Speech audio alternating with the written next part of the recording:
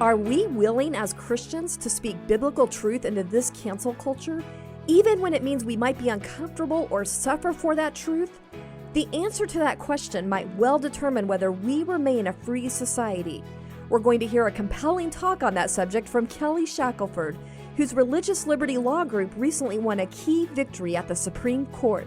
Welcome to Speak Up Virginia, equipping you to speak up on the life, family, and freedom issues that matter most to you. From the Family Foundation, I'm your host, Candy Cushman. Well, we've got a special treat for our listeners today. We're going to share the first of a two-part series from Kelly Shackelford, president of First Liberty, one of the most successful religious liberty law groups in the nation. His organization, which is based in Texas, has won something like 7 victories at the Supreme Court level. I mean, that is pretty incredible. They are on the front lines of safeguarding our freedoms in America. And he recently gave an exclusive update to the Family Foundation and its supporters during a reception we hosted in Virginia Beach. In today's portion of the talk, you'll hear him share why it's important to defend religious freedoms, because if we lose those freedoms, we pretty much lose all the other rights.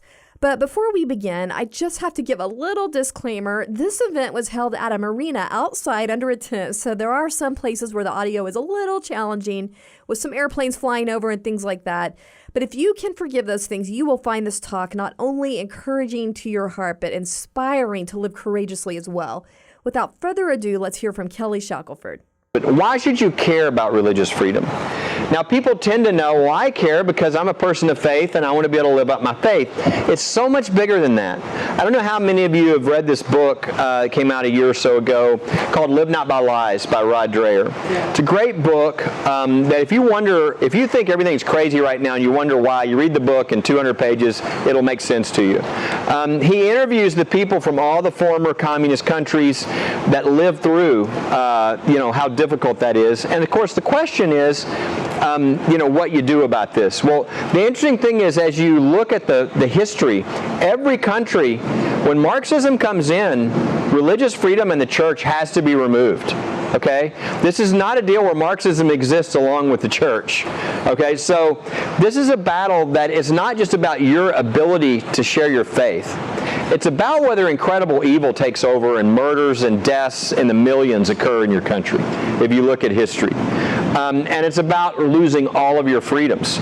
So this is a really important... Now, the question that is answered in the book is, what do you do about it? And Alexander Solzhenitsyn's last essay, before he was banned from the Soviet Union, was Live Not by Lies. And that was, what he said is, these totalitarian regimes exist because everybody goes along with the lies. Because if they don't, they suffer. And he said, but if enough people, not a majority, just enough people will stand and speak the truth, it collapses. And he tells the story of country after country after country, of how people as young as 16 will stand up and speak the truth, and how it leads to a wave in all of these countries, communism is overthrown. And I mean, gosh, do you think we're living through that? How many people do you think know that there's a difference between a male and a female? Okay? But how many people are willing to stand up and say that when it costs them? And that's the battle we're in. So that being the case, and I can give you an example I gave with the pastors this morning. I have this happen to me all the time. People will come to me from Eastern European countries and they'll say, I saw this happen in my country. And I'm thinking of a guy right now by the name of Peter Kalkas. He said, I was dual citizen of the United States and Czechoslovakia. He said, I watched them take down their religious symbols, and within 2 weeks, we all lost our political freedoms. And he handed me a check for $5,000, and he said, I'm going to be supporting you from now on. He said, I'm not a person of faith. He said, but I want my freedom. And so every month, every 2 months or so, we get a check from Peter Kalkas. He's not a believer. He just wants freedom. He understands that religious freedom is our first freedom for a reason. Our founders called it that because they realized you lose this one, you lose all of them. And the best reason for that I can explain, because some people don't understand why that's true. The one thing that a totalitarian regime cannot allow are citizens who hold an allegiance to one higher than the government. So whenever that type of an oppression comes in, the first flashpoint will always be religious freedom. And if you lose there, you'll lose all your freedoms. And so that being the case, how are we doing? Well, I probably don't have to convince you We're in a war over religious freedom right now, right? 13 years ago, we had 48 cases. Last year, we had over 700.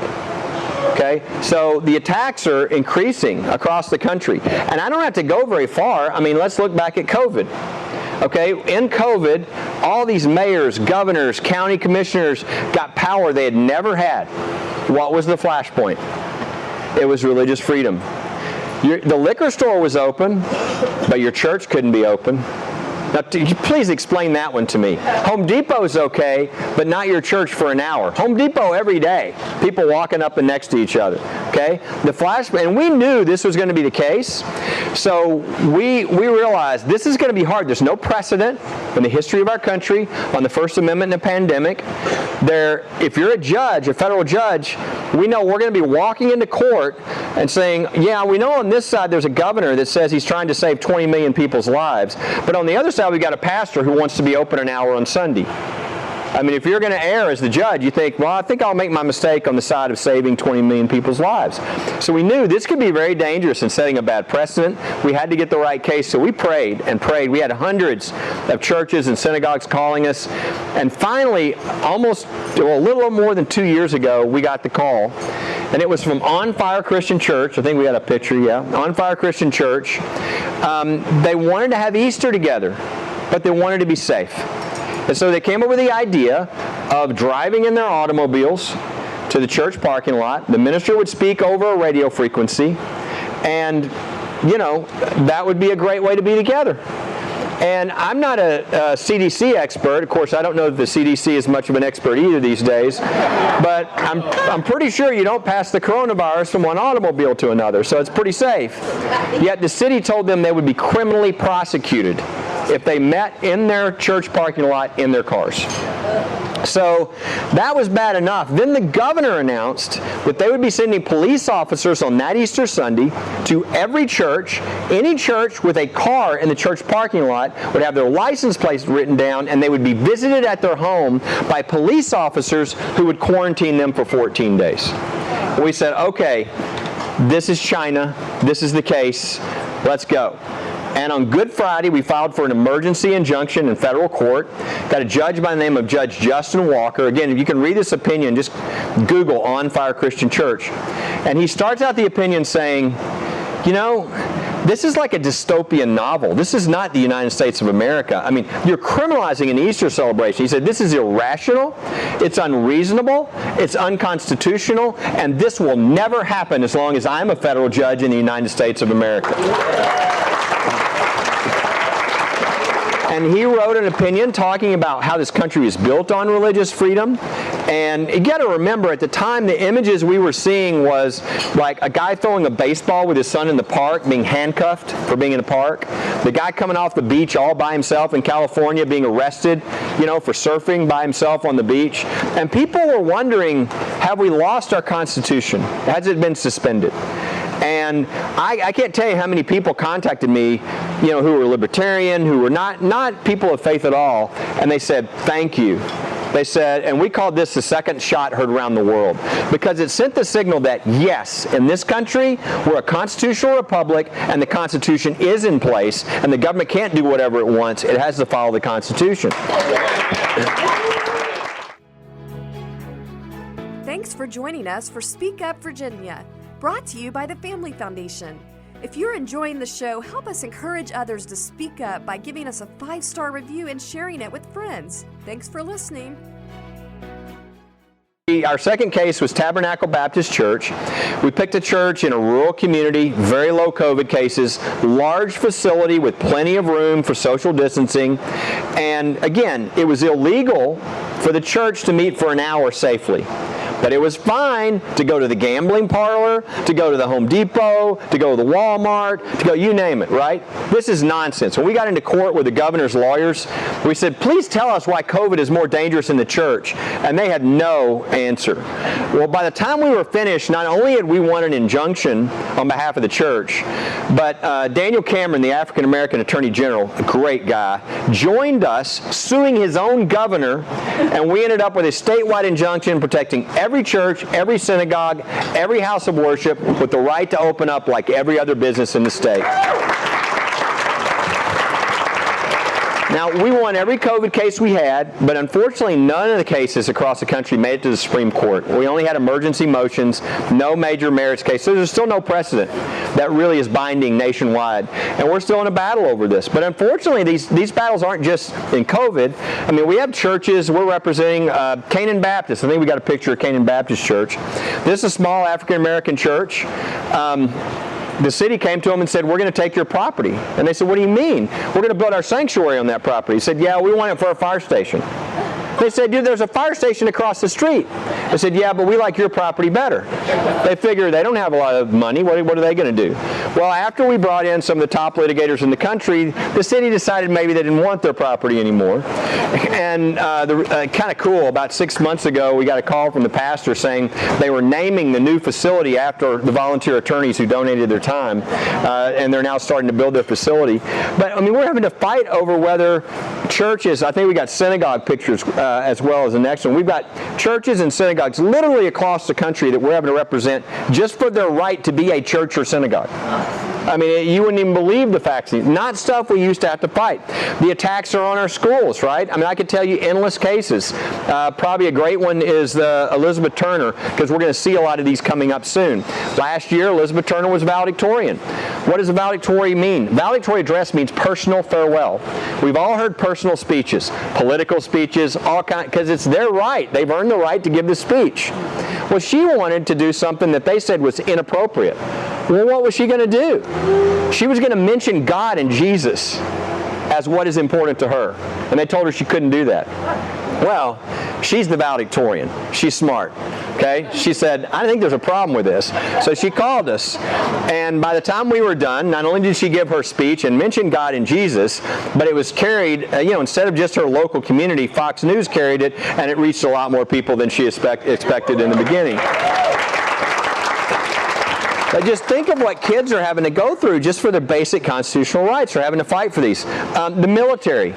We have a whole division we've had to create just for the military. Just for we've had chaplain case after chaplain case. We've won every one of them, but they try to throw these guys in their careers, take away their pensions. Why? Because they mention the Bible. Because they follow Scripture. And of course, probably the biggest one, most of you probably heard of this case that we have right now, is the 35 Navy SEALs we're representing. These are the best of the best. These are 350 years of combat service, some of them suffering from PTSD and other things because of what they've done for our country.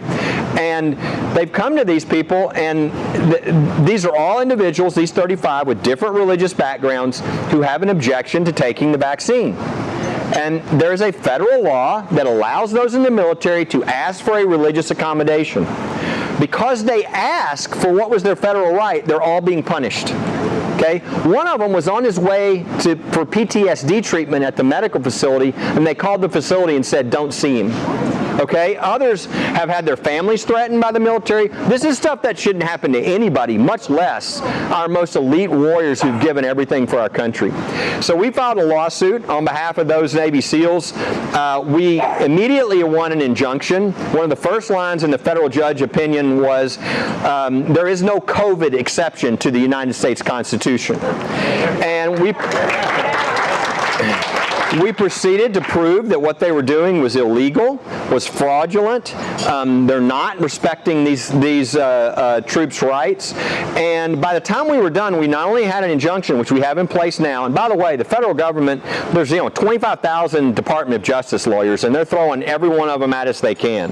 But we've won every appeal, every fight so far. We've got 5 or 6 different ones in this one case going on right now. But we've won every step of the way, so much so that the judge has granted a class action where we now have protection for every single person who serves in the Navy. It's over 2,000 families. And we just filed last week against the Air Force. We're going to try to do the same thing there. I mean, we've got about 20,000 military families who they're all in the process of what they call separating, meaning they're destroying their careers, they're taking away their pensions, they're possibly not even giving them an honorable discharge. It's really obscene, the sort of purge that they're trying to do on people of faith. And none of their commanders are in favor of this. This is all coming from Washington, D.C. And we've got got to win this. I was with General Jerry Boykin, who a lot of you know, and he said this is destroying our military because these military families that go generation to generation, they're telling their kids now, do not go in the military because we don't know what's going to happen to you. We don't know how you're going to be treated. If your commander doesn't have your back, then you're not going to go. And so Jerry turned to me a couple of months ago. He said, your case might save our military. We have got to win for those. They can't fight this themselves. We've got to fight for them, and that's what we're doing. But so far, so good. Sadly, for the sake of time, we'll have to stop Kelly right there. But next week, we'll pick it up again when he shares about what's happening with the freedom to share the gospel in public places and religious freedoms in our schools. Thanks for joining us for this week's Speak Up Virginia, brought to you by the Family Foundation. Visit us at familyfoundation.org. That's familyfoundation.org. See you next time. And don't forget, we are stronger when we speak together.